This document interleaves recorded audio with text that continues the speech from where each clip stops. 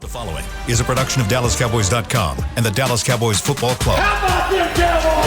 Go Cowboys! This is the DallasCowboys.com Draft Show. Your war room for insider news and draft analysis from deep within the confines of Cowboys headquarters at the Star in Frisco. The Dallas Cowboys select Micah Parsons. Woo! And now, your hosts, Bryan Broaddus, Jeff Cavanaugh, Kyle Yeomans, and David Hellman.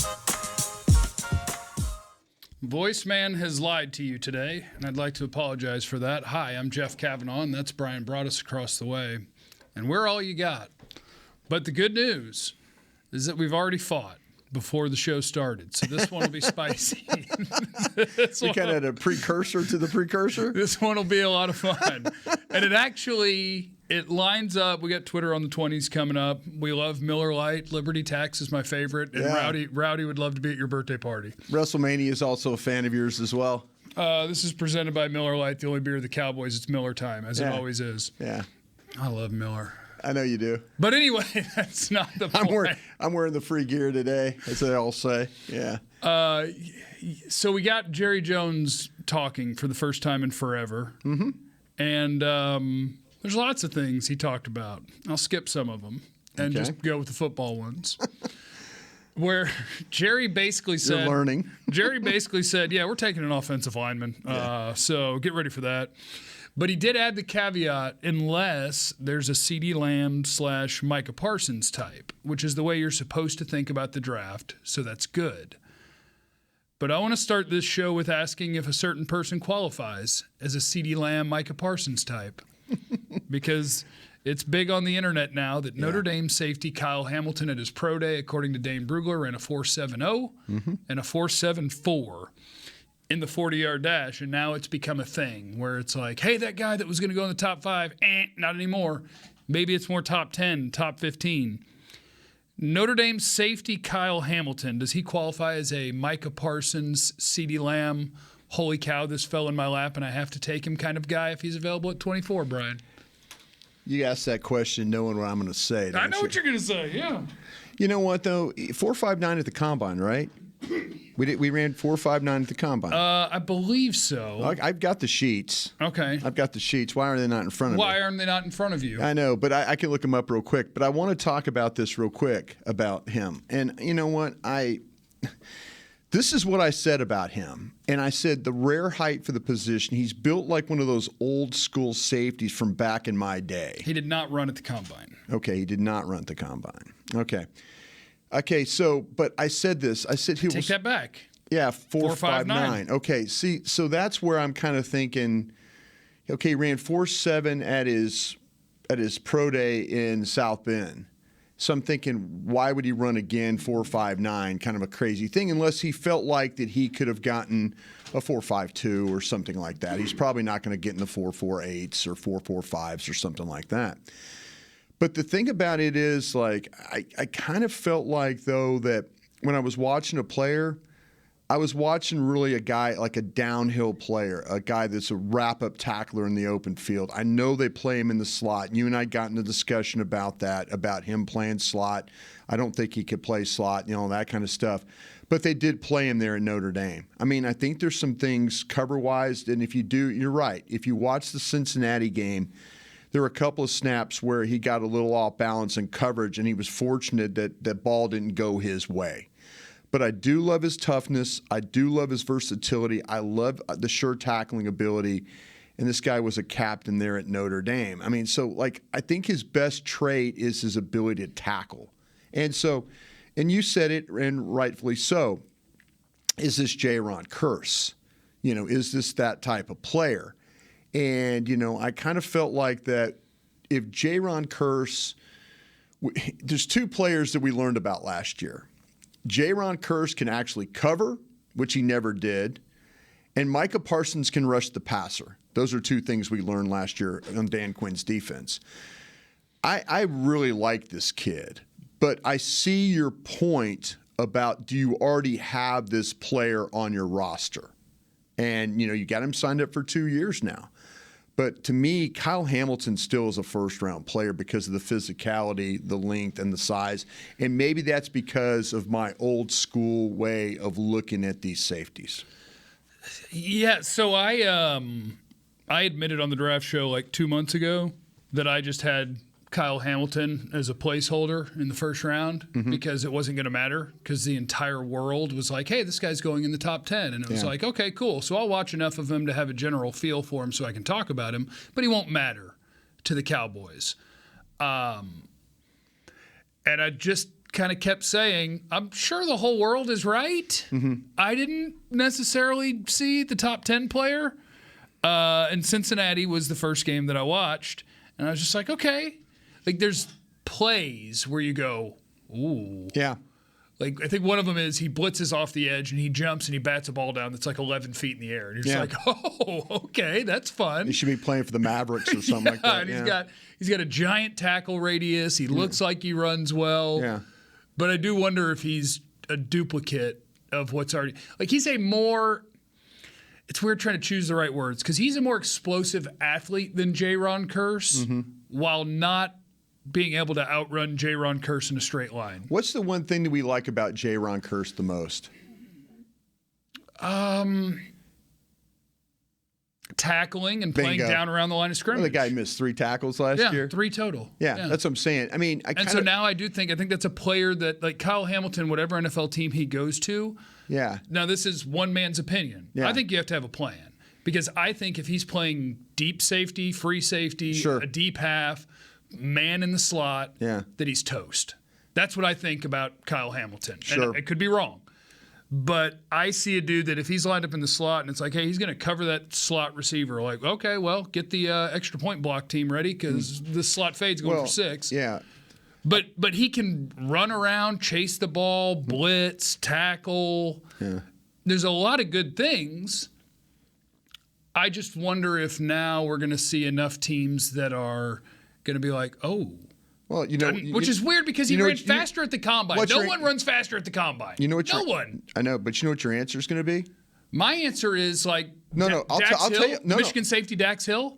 I'm more comfortable with Dax Hill than I am with Kyle Hamilton. I'll say this, okay? What did the league tell you about J-Ron Kearse this year in free agency?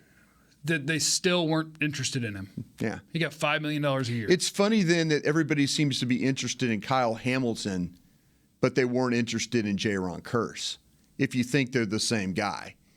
Yeah, and they weren't the same guy in college, and this is the first time Kearse has been a good NFL player. No, we absolutely were. We thought that the J-Ron Kearse I thought he didn't care, couldn't play. Yeah. Yeah, you never, I mean. Maybe playing special teams for a half decade makes you an effort guy. Dan Quinn is coming here, and at least, you have to give Dan Quinn and George Edwards and those guys on the defensive staff a lot of credit because they've figured out how to take certain players, and maybe you don't see the blitz ability, maybe you don't see the cover ability, maybe you don't see a lot of things, and then all of a sudden they're doing them, and you're like, damn, when Parsons did that? Okay. Because I do believe in my heart that if Parsons was just off-ball linebacker, we'd be saying he's a good player. Yeah. But with 13 sacks or so, you're like going, okay, this guy's a great player. This is defensive rookie of the year. This is maybe the defensive MVP. These are the kinds of things that in scouting that personally, I mean, Hamilton, if you really, really, really like Hamilton, if you really like him, you're going to say that 4.59 is good enough for you at the combine. That's what you're going to say. But if you want to poke holes in him and put Dax, there's questions about Dax Hill too, as a player.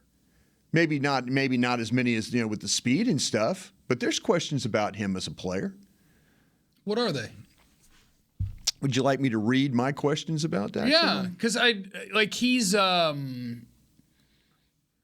I guess technically I have questions about Dax Hill. Like I think lined up in the slot, he plays on his heels too often and ends up chasing. But like when you're talking about, am I comfortable with him in the slot? Sure. Yeah. Am I comfortable with him deep? Sure. Yeah. Down? Sure. I'm going to talk myself into Kyle Hamilton not being my top safety is what I'm going to do. Well, okay, let me Well, ask now I'm going to go watch more games. Well, 'cause I thought I didn't have to. No, I thought I just needed a thumbnail and I'd be good because he was going to go in the top 10, and I'd go, big safety, run, tackle. Yeah, if there's going to be, I mean, this is really starting to turn into weird because we're getting close to the end. And then like I'll give you an example, the kid Weidemeyer from Texas A&M. Yeah. You can watch him play, and you're like going, well, hell, he's That's draftable. A fourth round guy. Third, fourth round guy. Right. You're looking at him, and then all of a sudden he runs 5 flat, and you go, oh, God, he's undraftable. I think the things about Weidemeyer, people are going to, and Dallas is going to bring Weidemeyer in. I think the Weidemeyer's coming in because they want to know, like, why do you not care? Did you cut a foot off before you ran that 40? No, why is 5 flat good enough for you? Why is a 25-inch vertical good enough for you? There's questions you now need to ask. Because in his case, like, honestly, I wouldn't draft him. I was scout raised by you, where it's like, look, I'm a film person and I trust the tape. Yeah, but he's making plays. I have to draw lines somewhere, and if you're not close to an NFL athlete, I'm not drafting. That's what I'm saying. There's guys that aren't NFL athletes that. I've been burned so many times by the weak offensive tackle. Yeah. That and matter of fact, I mean, I watched a kid this morning. I watched the kid from Wake Forest. Tom? Zach Tom. And I watched Zach Tom, and I'm going kind of thin and not strong. Exactly. Kind of good. No. Zach Tom is one of these guys. He's good. And you know what I compared him to? I said he's got some Terrence Steele traits to him. And but when you say that to somebody, they're going, what? This guy, well, Terrence Steele was undraftable. This Zach Tom, he's not strong. He's not big. He's not physical. He gets in the way. But I've been burned so many times by the underside. David Bakhtiari, I throw that name out there a bunch. Of guys, my guy from Colton Miller from the Raiders. Who's the other guy? Solder? Is that Nate Solder? Nate Solder's kind of gone south a lot, but he had a long career. He had a long career, but he's played in Super Bowls and done well and all that. But there's a history of these guys that aren't strong, aren't great athletes. Then all of a sudden you look like a real jackass when you're like going, well, man, that guy, I would never take him. And I'm not saying you. I'm just saying media scout in general. When we get on that train, know the end route in week 11 or week 12, somebody's going to go, man, Colton Miller looked pretty good blocking whoever you want to throw out there. So let's take the A&M tight end, because that's another thing about the Cowboys is looking at their 30 visit list and looking at other names they've been tied to. There's a lot of tight ends in here. Okay, this is another thing you need to think about real quick if I could. The thing with the 30 visits, somebody was telling me like, oh, really don't pay attention to the 30 visit things. Yeah, my butt. And then I countered with, well, then stop drafting damn players off your 30 visit things. And in multiple different rounds. Yeah, because this is Jerry Stevens' way of seeing the players. Right. This is the way of putting them, this is Mike McCarthy. Mike McCarthy now not going to owners' meetings because he's going out scouting, but this Mike McCarthy can go see players now. So to me, 30 visits, don't tell me it's not important for the Cowboys. Because it is. And even I agree with you, obviously, because they just keep picking guys from the 30 visit list. And everybody does. There's a reason. It's because you're interested in either the player or the position group where you're going to be picking, right? Right. We know that 2 of the guys that they're visiting are receivers that are going to go around number 24. Yeah. Somewhere around there. Sure. You're interested in a receiver in the first round. Yeah. They're visiting offensive linemen who are going to go around 24. Sure. You're interested in receiver and or offensive line at 24. Right. Done.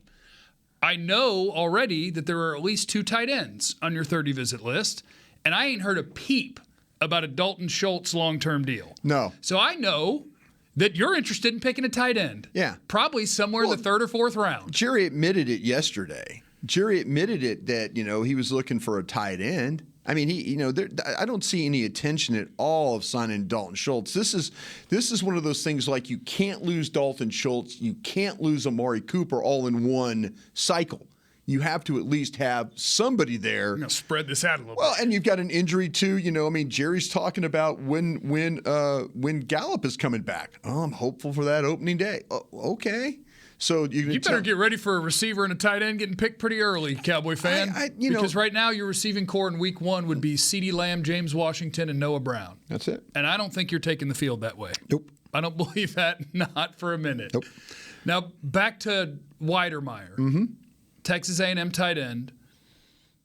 Maybe some of the world would have said third-round guy. Oh, sure. Maybe some would have said fourth. Yeah. Maybe some would have said fifth. Yeah.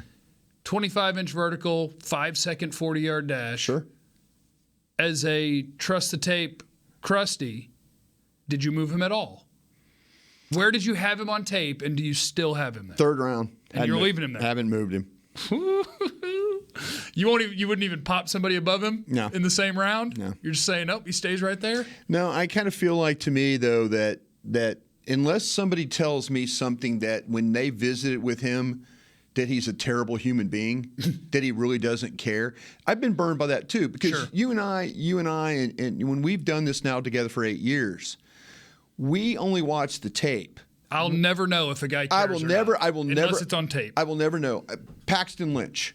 I cheerleaded for Paxton Lynch. The Cowboys thought enough of Paxton Lynch. They would have been dead ass wrong about that. You should have figured that out at the combine. He looks like Scooby-Doo up there. He did. Or Shaggy. He was Shaggy. Zoinks! Gonna get picked by the Broncos. But see, that's where all of a sudden you start to learn about guys that are last in, first out. Yeah. That's why I think that the 30 visit for Weidermeyer is important. Because obviously they're hunting tight ends. Yeah. Whether it's Otten at Washington, McBride from Colorado, they're hunting a tight end. Weidermeyer, they're bringing him in to ask him that question. Are you allowed to make them exercise at the 30 visit? Like, could you just throw them a pair of shorts and some sneakers and be like, you're going to run under 5 seconds and you're going to jump higher than 25 inches and you're going to do it now? You're going to feed him. And he's probably going to get slower and all that. But no, the questions need to be asked. There could be a couple of sliders in this thing. Stingley, we talked about him, the corner from LSU. Yeah. Now, okay, that guy comes sliding down to 24. I'm handing that card in too, and I'm not doing it just because of the LSU, but I think the position's important. Okay, well then I want to play a game with you. We're at 24. Mm-hmm. All of these guys can't be available, but just for fun. Yeah. Stingley slid down to 24. Yeah. Kyle Hamilton slid down to 24. And one of the guys you were kind of planning on picking, let's say Kenyon Green, Texas A&M offensive lineman, is at 24. See, okay, what you doing? For me personally, Stingley. the way they would sit on my board would be Stingley, Hamilton, Green. That's how they would sit on my board, and my stack would reflect that. Now, for the Dallas Cowboys, you're dying for a guard right now, and Jerry Jones even told you he's dying for an offensive lineman. It's funny, Jeff. He also told you if Parsons or Lamb is there. Yeah. But he also told you he would draft a tackle. He told you that too. Now, I don't know if this was just Jerry Jones ramblin' wreck guy, but he kind of gave you some hints on that. So, the tackle. First of all, so you'd take Stingley. I'd take Stingley. You would. You would say, my stack, this is my best player. He plays a premium position. We're taking my stack will reflect Stingley, Hamilton, Green. That would be my stack. Can you draw a scenario where offensive tackle is the pick? Because the only way I can draw it, because I'm fairly certain, and we do this every year, and sometimes we end up being way wrong and somebody's there you don't expect. But I think that Evan Neal, Icky Ikwanu, that's Alabama and NC State, Charles Cross, Trevor Penning, I think all of them are gone in the top 20. See, that's the thing about it is. So if they pick a tackle, in my mind, they'll be reaching, and I'll be like, no. I wouldn't pick Raymond. Right. I wouldn't pick him.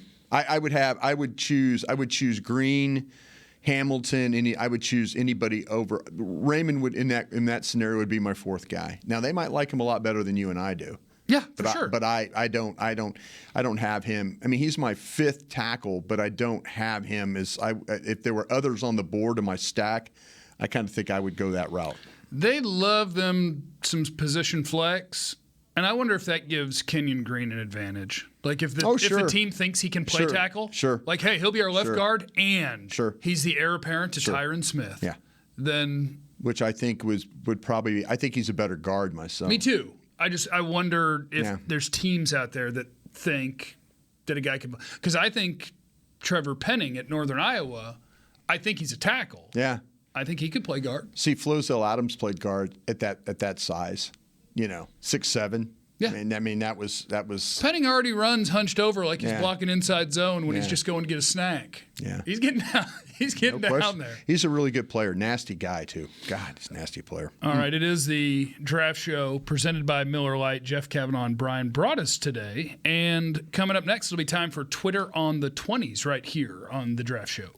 At Smoothie King, we are blending goodness to fuel your greatness. Every blend is crafted to help you achieve your health and fitness goals. Smoothie King uses only whole fruits and organic veggies. You'll never find sugary syrups or artificial flavors, colors, or preservatives. And unlike some other smoothie places, there are 0 grams of added sugar in many of our blends. Smoothie King is proud to be the official smoothie of the Dallas Cowboys. Place your order in the app or online for pickup or delivery. Smoothie King, rule the day. What do you call a group of grown men and women with their faces painted silver and blue who get together every week to share a 3-hour-long ritual of jumping, singing, and toasting Miller Lite in 10-gallon hats while yelling, "How about them Cowboys?" You call it Miller Time in Dallas. Here's to the Cowboys. Here's to the original light beer. It's Miller Time. Celebrate responsibly. 2021 Miller Brewing Company, Fort Worth, Texas. Football season is almost over, and that means tax season is here. With it comes taxiety. Filing taxes can be stressful if you choose the wrong partner. Don't let taxiety take over this tax season. Liberty Tax will help you get your largest possible refund or your money back. With more than 12,000 tax professionals nationwide, help is always around the corner. Check out Liberty Tax, proud partner of the Dallas Cowboys. Schedule an appointment today at libertytax.com/cowboys. Liberty Tax, a brighter way to do taxes. Hey, Cowboys fans, if you're thinking about attending a game this season, visit cowboystravel.com to book your travel package today. Stay at the team hotel, have dinner with a Cowboys legend, and experience AT&T Stadium's exclusive VIP Owners Club. Also, tour the Star, get autographs from your favorite players, and talk X's and O's with me, Mickey Spagnola. The official travel partner of the Dallas Cowboys will take care of all your travel needs. Visit cowboystravel.com. This is the DallasCowboys.com Draft Show. All right, it is the draft show presented by Miller Lite, the only beer of the Cowboys. And, man, nothing makes me happier than telling you about Liberty Tax. Did you go? I'm running out of time. I need to go to libertytax.com/cowboys You got about 18 days.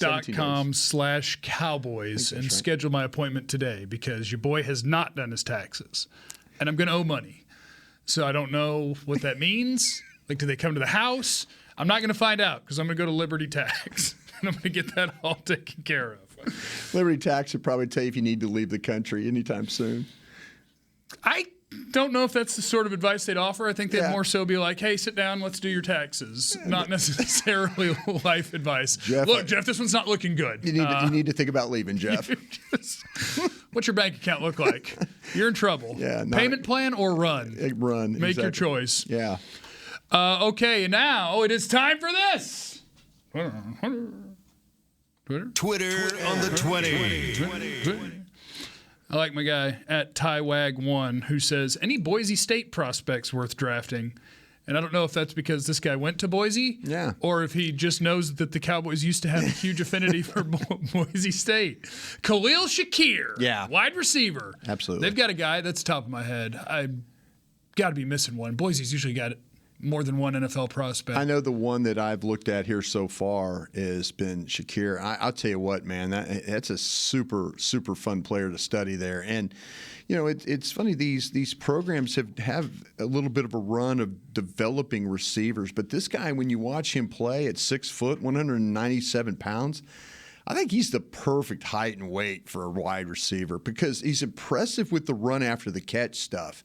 You know, we talk about these guys that have the ability to just blow up secondaries with the physicality with which they play. And I kind of feel like Shakir is that kind of guy because he's almost got like a running back type of build to him. But, man, he will catch it, and he will do it at all levels. And some of his best work, and it's always been this way for some of these Boise guys in their offense, is the ability to go across the field, the dragging, the deep, the crossing routes and stuff like that. But, man, this guy, I love his toughness. I love his ability to get separation. And I love his ability to go get the football. And in my last line of my notes, I said, this guy has a great chance to play for a long time just because of his makeup and the way he goes after that football. Khalil Shakir, Boise State wide receiver, who I have as a third-round guy. Yeah. Probably makes more what in the hell just happened catches than anyone in this class. Yeah. And he has more one-handed. Oh, no, the circus catch. But not stick to one hand. It bounces around a little bit. It's always like kind of got it, tip it a little bit, snag it. And like there's like 8 of them in this year's tape where it's like. He'll lay on his back and catch balls all day. It's kind of Gallup-ish. It is. Gallup does that where it's like, that wasn't the cleanest catch ever, but he did it. Yep. Let's see here. Next, we've got some superlatives from I'm not reading your username. Biggest hitters in this draft and 2 best route runners in this draft. So just pull up your board and big hitters. When you say big hitters, actually the first guy that jumps to my mind isn't the guy who like breaks people the most, but just the way that he wants to hit is Lewis Cine, the Georgia safety. Cine will knock you unconscious. He'll knock himself unconscious. Well, if you go back in those 2 years ago in the Florida-Georgia game, the cocktail party, he lights up Kyle Pitts. I remember like watching Pitts in that game, and I'm like, oh, that's a good route. Oh gosh, he just got murdered. He has no regard for his own health or those of the people he's playing against. No, he really, really doesn't. I'll tell you what, our linebacker from Wisconsin's a big hitter, Chenal. Yeah. I think 6'2", 260. Yeah, I think he's a guy that's not afraid to lay the wood to you there. I was trying to think of some of these other like these defensive linemen I've seen and stuff like that. They were kind of Wyatt is kind of a sneaky up the field when he gets you in the backfield, slam you on the ground guy. I watched a kid named Pascal from Kentucky. He's another one of those shoot the gap, get up the field. Next you know he's slamming your running back on the ground guy. But yeah, as far as those big hitters, what about the offensive linemen, Icky Ikwanu and Trevor Penning? Penning, yeah, those 2 guys. When you start talking about blockers, they want to break you. Yeah, they want to break you in half, and the route runners and stuff like that. I mean, you've talked a bunch about Sky Moore and his ability to get open. Oh, what a great pick by you! Yeah, the Alabama kids all run routes really well. Menchie's a good route runner. Yeah, I kind of feel like though too. Ohio State guys are both good route runners. Ohio State runners are both good. I mean, I think in this day and age, you have to be able, if you're going to have success in the passing game, you have to have guys that are good route runners, and I think this draft has several of those types of guys. Robert O'Shawn wants to know, based on the talent gap between the positions, first-round offensive line and then second-round wide receiver, or first-round wide receiver and then second-round O-line? I would go wide receiver over the O-line. Wait, first round? Well, I'm not going to get Cross or Ikwanu or Neal. Oh, I was thinking 24 because at 24, I feel like I have a chance to get Burks. I think I have a chance to get Olave, and I would rather But if you do, which offensive lineman are you taking in the second? Well, I have Penny. I haven't moved Penny. I mean, to me, it's Cross, Ikwanu, Neal in my first, and then Penny in the start of the second. So. To me, I feel like that the wide receiver board will stretch a little further for me than the offensive tackle board. So you want to go O-line wide receiver? Yeah, I mean, in theory. Well, yeah. The problem is though, I don't have a first-round guard. I don't, and that's what scares me. The first-round inside player that I would take, the first-round inside player would be Linderbaum. That's who I would take. See, I'd love for the Cowboys to find a way, somehow draft the center if you want to do that. And then figure out what's going on at guard, whether making a trade there, maybe a signing, something like that. Maybe you give McGovern another chance. I don't think they will. I mean, the scouts would be happy if he got another chance, but I'm not. I think there's when you start to. It's funny because you were talking about questions about Hamilton and I have questions about Green and Zion Johnson and Ingram and all those guys. I have questions. I have not as many questions about Linderbaum. So to me, if you said, oh, you have to pick an inside guy and it have to be plug and play and let's go and no questions, I'm drafting that center from Iowa. I guess we got to see how this thing falls.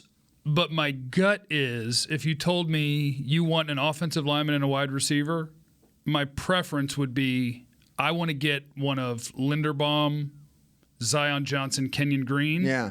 And in the second round, I'll still have a good receiver. Okay. Whereas in the second round offensive line, I won't feel as good. And Pickens, my problem at wide receiver now, let me tell you a secret. My problem at wide receiver now is the two that I would really love in the second round. My gut is just like, they're too good. Yeah. George Pickens ain't going to 56. No. Sky Moore ain't going to 56. No. And so now maybe I'm thinking more it's John Mechie at 56, which is fine. Yeah. It's fine. Yeah. It's just not George Pickens or Sky Moore. See, that's the thing to me. I think that you can get – I mean, the player that I would be the most excited You're about – You're an Ed Ingram in the second guy is what you want to do. Well, I've got Green, Ingram, and Zion Johnson. Right. I've got them all right there. And that's what I'm saying. I don't feel totally comfortable with all three of those guys. I mean, if I felt really, really great about them, well, those guys would be a first-round guy.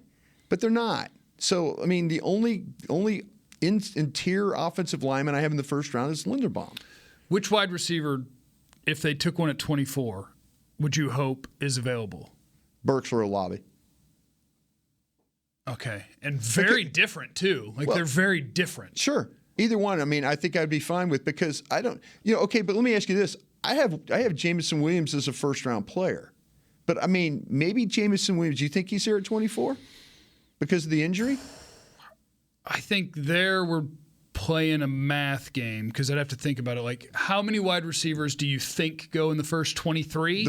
I think it could be something like 3 or 4. Yeah, maybe 4 go. Yeah, who was like somebody told me, was it Daniel Jeremiah that did his top 50 and like 8 of those guys were wide receivers or something like that? I actually happen to have that tab open, which I shouldn't because NFL.com is evil and has autoplay videos all the time. Sometimes it'll blare stuff you don't want to be watching. So make sure. Well, they don't have content like that, Bryan. No, but they blare music and it's kind of embarrassing. Or they'll say, yes, you should buy this car, that kind of thing. So. All right, so in his top 50, just for fun here, wide receivers, he has Garrett Wilson, Ohio State, number 5. Okay, that's 1. So we'll say he goes in the top 23. Okay. Drake London at USC, number 8. That's 2. So we'll say he goes. Chris Olave, number 16. 3. We say he goes. Jameson Williams, number 17. That's 4. Treylon Burks, number 21. That's 5. Jahan Dotson, number 25. Okay, so it's slightly after. So basically as 5. Well, so there's a chance 5 receivers are gone. There you go. Which again draws up for me. If you are a George Pickens, Sky Moore fan, he killed my board. Get ready to pick him. He killed my board. Get ready to pick him. Williams gone, Wilson's gone, Burks is gone, Olave's gone, London's gone. Okay, get ready. Yeah, Pickens, Mitchie, Sky Moore. Go. And I know what you would do. You get it 24. I mean, you know what? I've got him in the second round. You're not wrong about the player. You're not wrong. I mean, you talked about going to have to study Hamilton some more. Yeah. You go study Sky Moore. There's a lot of gets open, catches the ball, held a tackle. This guy's not 5'8". No. It's not a 5'8" player. No. This guy's he ain't 160. Yeah, exactly. It's 5'10", 195 of come get some. There you go. And then me, I'm like my 6 foot 197 guy. I'm okay with that. Yeah, you're right on it. Yeah. So wide receiver will be interesting. I feel like we're gonna have to watch like 40 wide receivers. Yeah. Because maybe 6 or 7 go in the first round, and the guys who you're thinking about in the second and third start bang, bang, bang. Jeffrey, I feel more comfortable about wide receivers than I do interior offensive linemen, with the exception of Linderbaum. Yeah. Because that top group is so. I think I said this last week. If you told me. Not your life depends on it, because that seems really weird and scary. That and gun to your head, I never liked that one either. Yeah, not that either. Yeah. But like pinky toe bet. Yeah. Like your reward, if you choose to accept this wager. Sure. And the wager is, if you get it wrong, you lose a pinky toe. Yeah. But if you get it right, you get a sum of money. Yeah. Do you want to make this wager? Name the best receiver in this draft class 5 years from now, and I'll give you...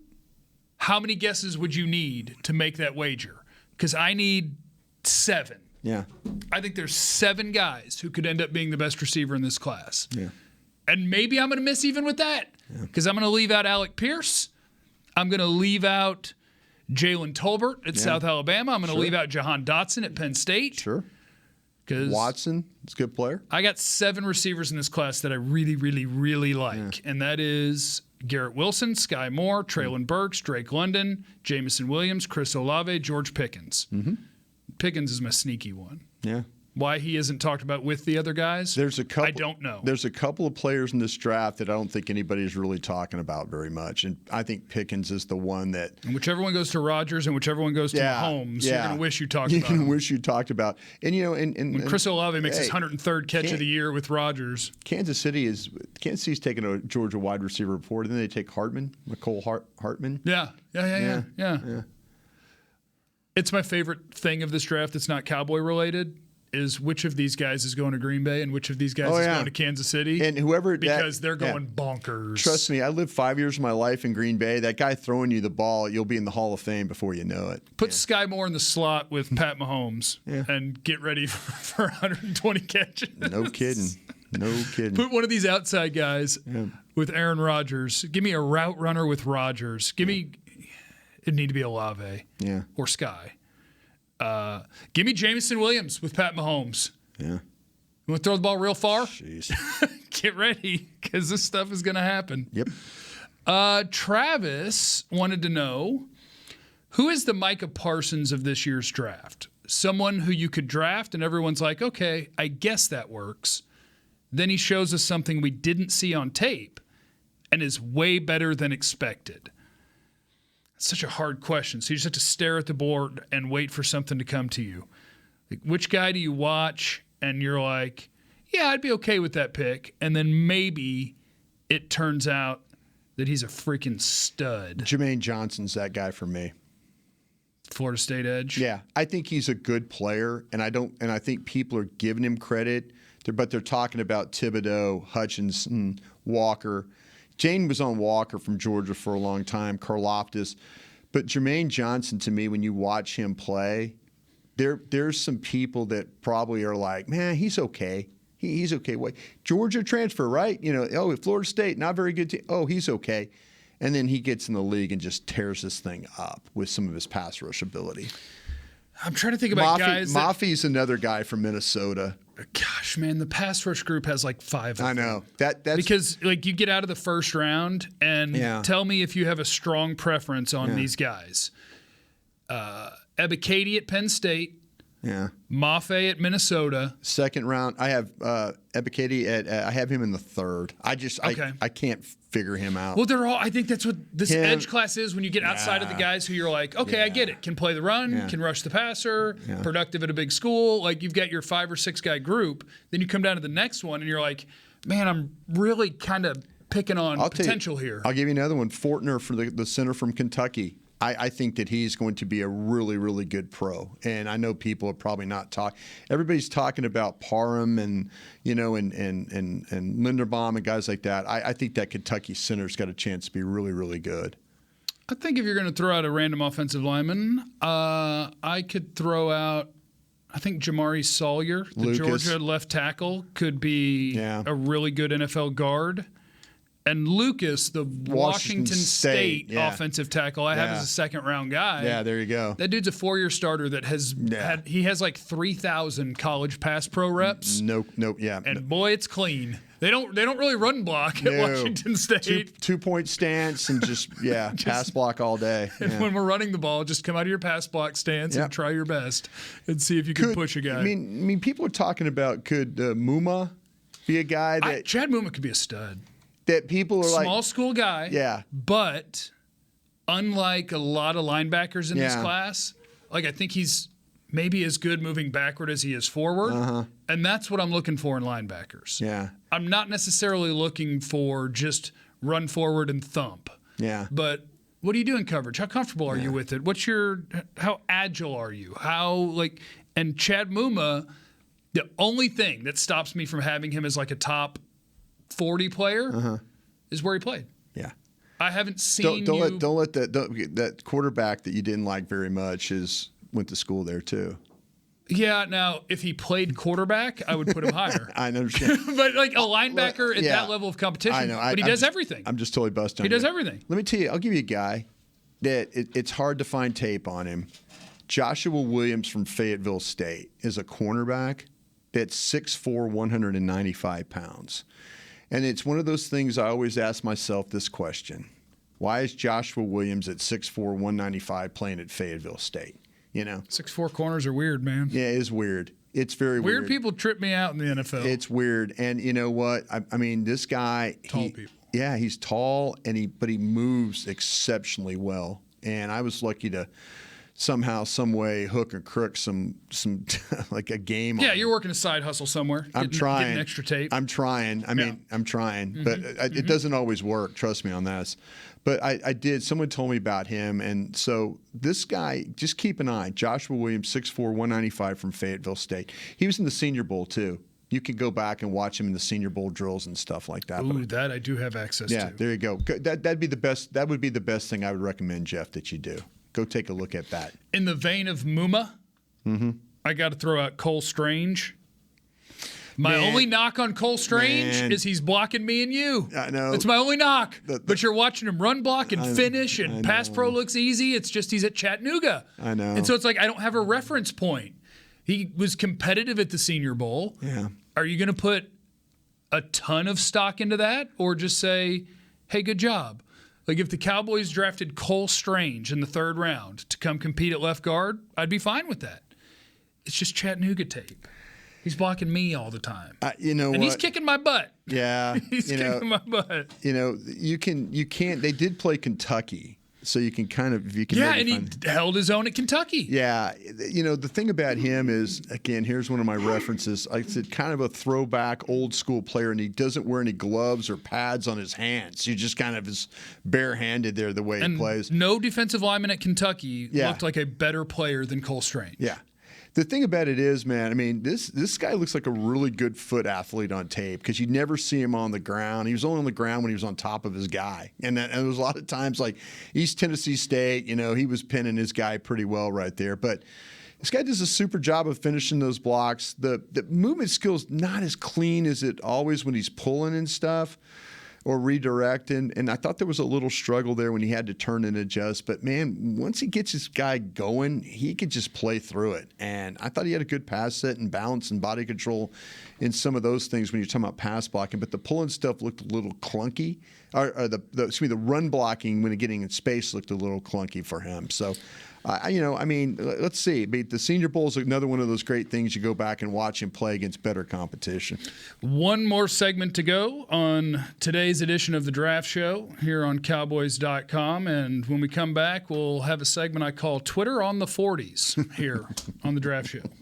Football season is almost over, and that means tax season is here. With it comes taxiety. Filing taxes can be stressful if you choose the wrong partner. Don't let taxiety take over this tax season. Liberty Tax will help you get your largest possible refund or your money back. With more than 12,000 tax professionals nationwide, help is always around the corner. Check out Liberty Tax, proud partner of the Dallas Cowboys. Schedule an appointment today at libertytax.com/Cowboys. Liberty Tax, a brighter way to do taxes. Hey, Cowboys fans, if you're thinking about attending a game this season, visit cowboystravel.com to book your travel package today. Stay at the team hotel, have dinner with a Cowboys legend, and experience AT&T Stadium's exclusive VIP Owners Club. Also, tour the Star, get autographs from your favorite players, and talk X's and O's with me, Mickey Spagnola. The official travel partner of the Dallas Cowboys will take care of all your travel needs. Visit cowboystravel.com. What do you call a group of grown men and women with their faces painted silver and blue who get together every week to share a 3-hour-long ritual of jumping, sinking, and toasting Miller Lite in 10-gallon hats while yelling, "How about them Cowboys?" You call it Miller Time in Dallas. Here's to the Cowboys. Here's to the original light beer. It's Miller Time. Celebrate responsibly. 2021 Miller Brewing Company, Fort Worth, Texas. This is Chad Hennings, former Cowboy and proud veteran of the United States Air Force. When my fellow military veterans choose VA, they receive life-changing benefits from the Department of Veterans Affairs. If you are a veteran, you may be eligible for healthcare, education, and training benefits, a home loan guarantee, housing assistance, and more. Choose VA for the benefits you've earned. Visit choose.va.gov to learn more. That's choose.va.gov. This is the DallasCowboys.com Draft Show. Welcome back to the Draft Show. Your favorite WWE superstars return to AT&T Stadium for WrestleMania on Saturday, Wrestling. April 2nd, and Sunday, April 3rd. There you go. 2-day pay-per-view. There you go. Get your tickets to the most stupendous two-night WrestleMania in history. Visit SeatGeek.com, the official ticketing provider of AT&T Stadium. Is this one that Stone Cold's at? Yeah. Beam, do you know? Is this Yes. Stone Cold? He's on Saturday. All right, Stone Cold's back. He's wrestling. Slamming some Miller Lights. Is that what we do? I think so. He's wrestling against some guy that his bit was talking crap about Texas to get Stone Cold out some of guy retirement. named Owen, right? I believe you. Randy Owen or Kevin. Kevin I think Owen. it's Kevin. Okay. And that is your WWE talk for the day. I just pulled that one out of my rear. Which prospect would make the best WWE character? Probably our Trevor Penning. I'll tell you He what, likes to maybe slam people. maybe like Jordan. Maybe Jordan Davis would be a good one. Georgia defensive tackle. Yeah, I'm trying to think if there's anybody that could do the get up on the turnbuckle stuff and Like start diving down on people. Do the we- people's elbow. No, people's elbow was done from the ground. Yeah. Macho Man did the other one. Yeah. Trent McDuffie with his little arms and kind of not a big guy, just kind of doing gymnastics out there. He would be like Jimmy Snuka off the top rope. Your guy Marcus Jones at Houston. Marcus Jones would be a good Little one. athletic guy, Yeah. kind of do that. Yeah. The Cowboys are in Tuscaloosa tomorrow. Yes. Tomorrow. Will McClay, the head ball coach, is going, and Dan Quinn are all going to Alabama tomorrow. Is Mike McCarthy like the sometimes defender of Mike McCarthy? Because a lot of people just don't like Mike McCarthy, but I'm the sometimes defender. But let me ask you this real quick. On Twitter today, you said something really interesting that why are we going after the Cowboys so much in the front office when they do a good job of evaluating players and putting players on this roster? I don't know. I think people just want to win Super Bowls. Sure. And so if you make the playoffs and then you lose, and you make the playoffs and then you lose, that At least you're making the playoffs. over a period of decades, I think that right now the Cowboys have reached a point where a fan base has reached a frustration point that you can't win a freaking playoff game. Yeah. But I'm the weirdo that's like, if you gave me the Marvin Lewis Bengals and you were like, hey, 20 straight years of not doing anything. I'm going to get you in the mix every year. Yeah. Like, I feel like they made the playoffs every year. Yeah. I'd be like, okay, you've done your job. Let's go win a freaking playoff game. Sure. And you didn't. And so people are like, this front office this front office that. And it's like, well, you're disappointed because you think this front office built a team that should have won even more than the 12 games it won. Mm-hmm. So you probably shouldn't hate this front office that much. Yeah. You think they built a really good team. And they tend to do that unless their quarterback dies. Not dies, but gets hurt. Gets hurt. Like, that's kind of what they do. So, yeah, that's my off-season thing about the Cowboys is I understand that sports fans are passionate, that the Cowboys haven't won enough postseason games in forever. Mm-hmm. And so people are going to be frustrated. But I think there's a balance there where you realize you're competitive. Mm-hmm. What you really want is your players to play better in the one playoff game that they played in last year. Sure. That's what you want. Right. And so I'm not going to take that and then project it onto they're all idiots. Nobody knows what they're doing. Yeah. Well, yeah, they do. Otherwise, you wouldn't be so mad that you lost a playoff game. You thought you should have won that playoff game. True. Because you had a good enough team. Yeah. It's funny because, like I say, when you and I were doing radio together and stuff like that, it was always like, they're just.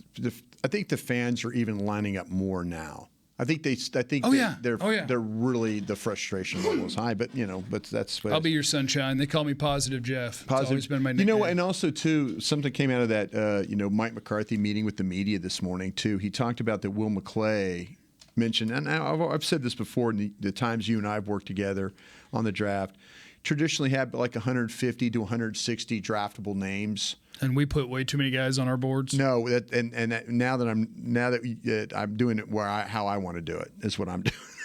I think it's like teams. Like we would watch every player we could. It's like, oh, he's not very good. Throw him in the seventh. Yeah, he's not very.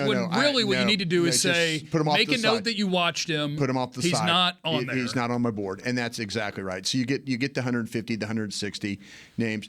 Mike McCarthy said today they're looking at 220, and I think a lot of it has to do because of COVID football. And what is it usually you said? 150 to 160. Yeah, but COVID football. We've got, like the University. Oh, we got a lot of 6-year guys, 6-year guys. That was the one thing that scouts were telling me when they were going on the road that they were worried about.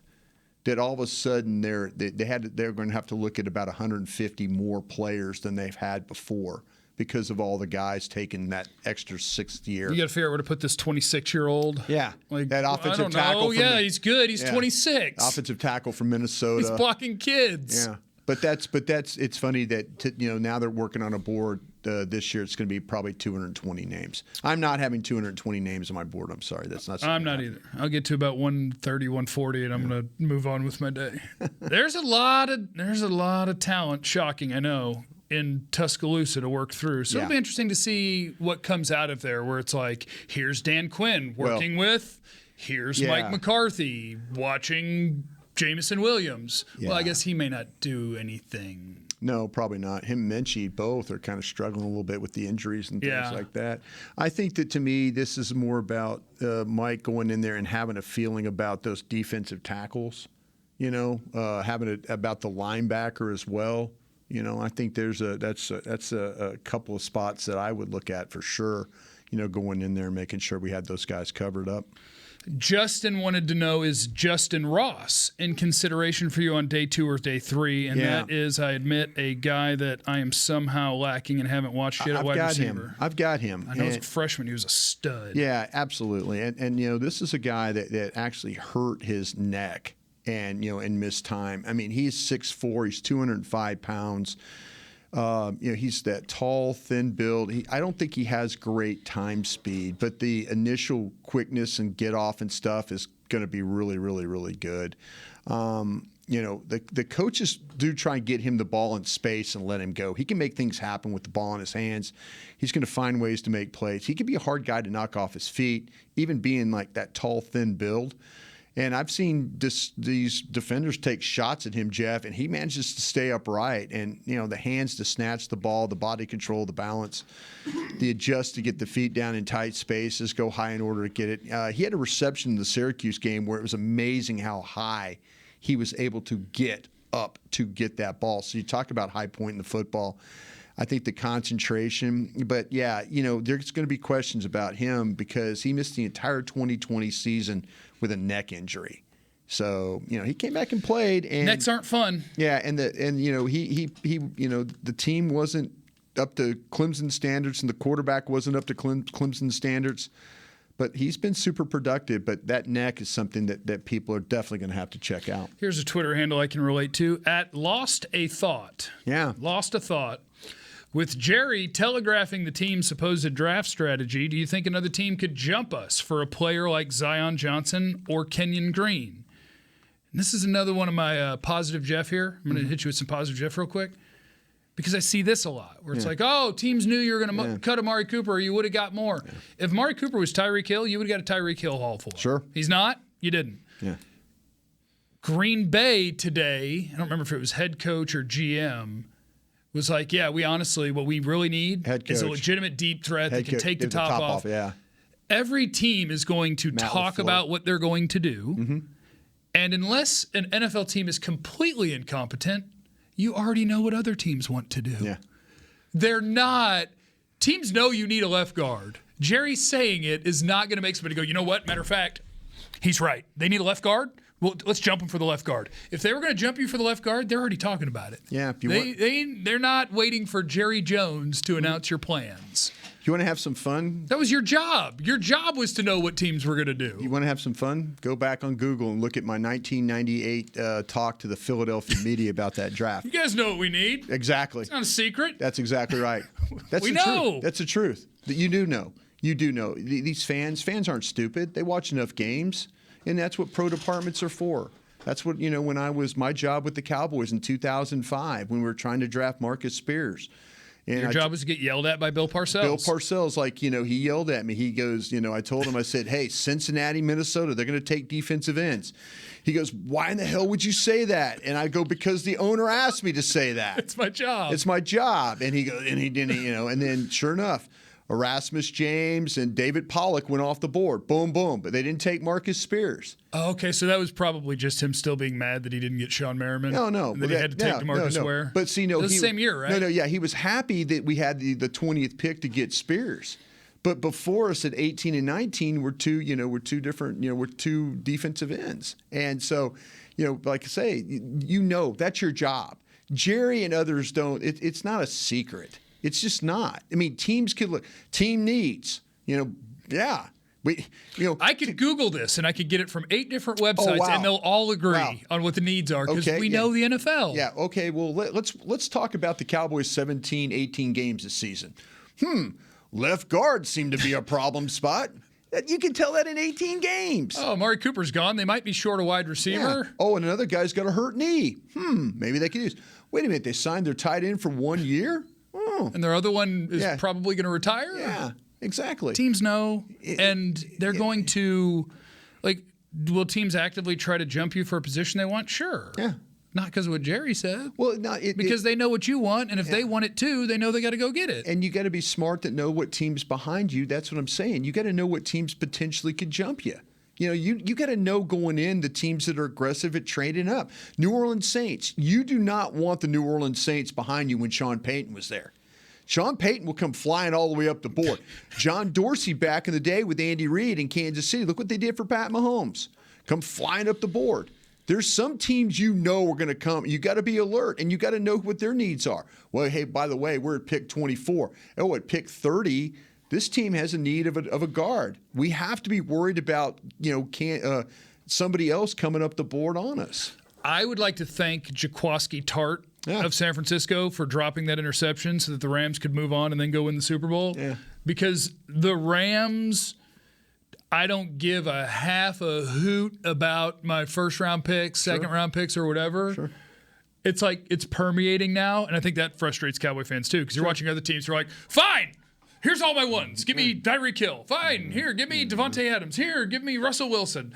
I would like to thank the Rams for winning that Super Bowl because it's making the offseason a lot of fun. It is. Even if the Cowboys aren't going to play that game, which they're not. See, and that's what I think is disappointing to Cowboy fans. And I think that, honestly, if Will McClay ran his own team, I think his attitude wouldn't be to do what the Cowboys are doing right now. I think Will does what Stephen Jones wants him to do. And I'm not saying he's a puppet guy, but I'm saying, he puts a lot of pressure on Will on this draft. Yeah. He really, really does. He leans on these scouts, and rightfully so. These scouts have delivered. A lot of them have. And so it's a lot of pressure. But I think that if you saw Will McClay, what's funny about the Cowboys, if there's a team that should be super aggressive and do crazy things, it's the Cowboys because their general manager and player personnel guy are not going anywhere. You can make moves if you're not going to get fired. Some of these general managers make moves because they're going to get fired. If you think about what Chris Greer's doing in Miami right now, if it doesn't work out in Miami with all the cap they've used and all the picks and stuff they've used, if that doesn't happen, then you know what's going to happen? Chris Greer gets fired. But it's not Chris Greer's problem anymore. It's some other guy's problem. See, and I think that is one of the things. Jason Light in Tampa. Yeah. Les Snead in the Rams. I think that is a philosophical debate that doesn't have a right or wrong answer. Sure. And I know which side the Cowboys are on in this, and I think I agree with them. Yeah. Where it's like, look, any team in the league could increase their chances of winning the Super Bowl this year by a little bit. By, hey, move that money, move that money, move that money. Trade that, boom. Look at that. We have a little better chance to win the Super Bowl this year. And because the Rams just won one doing it, I think the whole world is like, that's the right way. Oh. Whereas I think a lot of teams believe if we're in the mix every year, all that matters is you get to the playoffs and then you get lucky sounds like a cop-out, but that's part of it. Jaquiski Tartt dropped a pick. Yeah. Rams move on. Rams win the Super Bowl. I am in the camp where it's like, give me the best chance to get there every year, and eventually it'll work. Sure. It would help if you had the best quarterback in football. They tend to win more often than most people. But I need Dak to play to that level and just put me in the tournament. Put me in. You talked to Jason Light at Tampa 3 years ago. Jason felt like that he was packing up the U-Haul, 1 foot in the parking So lot. at that point, why not? And then all of a sudden Tom Brady shows up. Yeah. But Jason had drafted a pretty good team. He just couldn't find a quarterback. He tried. He tried with Jameis Winston, but 30 interceptions and 30 touchdowns doesn't get it done. I mean, he tried. Not quite. Not quite. But see, that's what I'm saying, though. Sometimes you have to have a little bit of luck along the way with the moves you make. And both him and Les Snead have done a really good job of taking advantage of moves that he can make. Well, Bryan, that was fun. Shout out to Miller Lite and Liberty Tax and WrestleMania. And Rowdy. Always shout out to Rowdy. Always shout out to Rowdy. And Thursday, maybe there will be other people here, but I'll be honest, I hope not. I hope it's just us again, and that we come up with the show 2 minutes before the show. Not that we did that today. Well, you and I'll do a show on Wednesday night together. We'll do a show on Wednesday night. We'll do another one. Check my YouTube page, Jeff Cavanaugh. There you go. All right, thanks, everybody. We will see you next time. Hellman will be back from Miami. Yeomans will be back from New York. Yeah. And Bryan and I will be here. And it'll be time for the draft show next week. Love you. Bye. This has been a production of DallasCowboys.com and the Dallas Cowboys Football Club. How about them Cowboys?